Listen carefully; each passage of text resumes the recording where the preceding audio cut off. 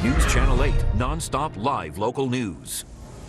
Good news came for thousands of Department of Defense civilian employees when Defense Secretary Chuck Hagel announced he would cut the number of furlough days from 11 down to 6. The bad news, though, since July 8th, an undisclosed amount of employees have taken more than the required 6 unpaid vacation days. So how will the Pentagon compensate those proactive employees? And joining us with much more on this is federal employment attorney Jonathan Bell. Jonathan, good to have you here. Nice to see you. All right. So, these employees didn't do anything wrong. They were originally told 11 days.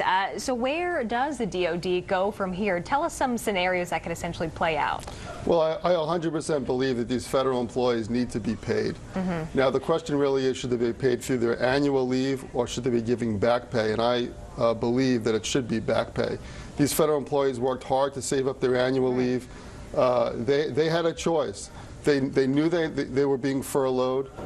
They had to look at their finances, decide what's best for their family, and some of them took consecutive days off that are now more than 6.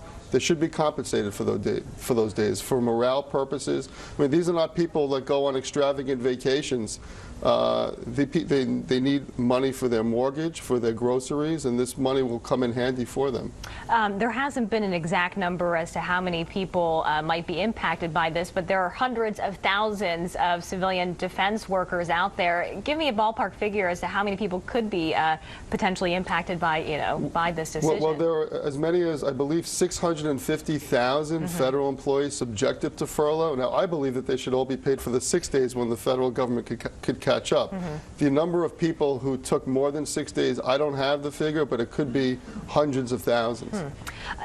So say that you are a civilian DOD worker, what can you do? I mean, do we just kind of sit and wait? Is there anything that we can do to be, I guess, proactive again? Well, the government hasn't made up their mind, so they should be in touch with AFGE, which is a terrific union for federal employees. They should be in touch with federal employee attorneys who will work them through the process, and ultimately, when a decision is made, we'll take the appropriate action. And so it sounds like, though, unions and the higher-ups, I guess government officials, are the ones who are going to have to battle it out.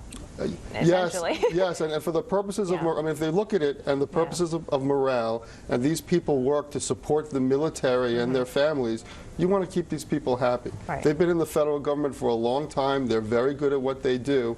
They should get the back pay and keep their annual leave. Take the family vacations. If they need FMLA, they could be paid using their annual leave. If they resign or they're terminated, they could get paid that annual leave. That annual leave is very important for them to keep in their pocket. And workers who are watching this, is there a timeline as to when they can possibly see that money? Well, just like, anything with the federal government takes a lot of time. So I don't know when we're going to have an answer to that. I know that come October 1st, there's going to be new news as to whether or not there might be additional furloughs or how that budget is going to play out. So this is going to be a topic of discussion for quite some time. And there could be another twist there, too. All right, Jonathan Bell, thank you very much for breaking that down. Right.